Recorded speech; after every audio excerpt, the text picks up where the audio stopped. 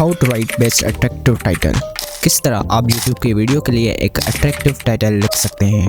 देखो guys, video को viral करने के लिए बहुत सारी चीज़ों की ज़रूरत पड़ती है, उसी में से एक टाइटल भी है।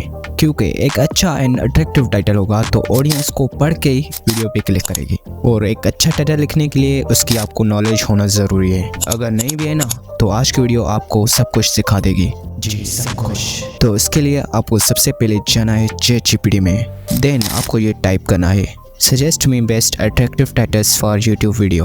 देन आपको क्वाटेशन मार्क्स देना है और अपना टॉपिक लिखना है जिसके ऊपर आप टाइटल बनवाना चाहते हैं। एंड लास्ट में आपको क्वाटेशन मार्क्स फिर से देना है। ये करने के बाद आपको यहाँ पे क्लिक करना है। देन आपके सामने कुछ बेस्ट अट्रैक्टिव टाइटल्स आ जाएंगे, उसको आपको देखना है और रीड करना है। जो आपको अच्छा लगे तो उसको आप अपने टाइटल में यूज़ कर सकते हैं। जो आपको टाइटल अच्छा लगा और आप चाहते हैं और ज़्यादा ये अट्रैक्टिव हो तो आप इसको रीराइट कर सकते हैं लाइक दिस।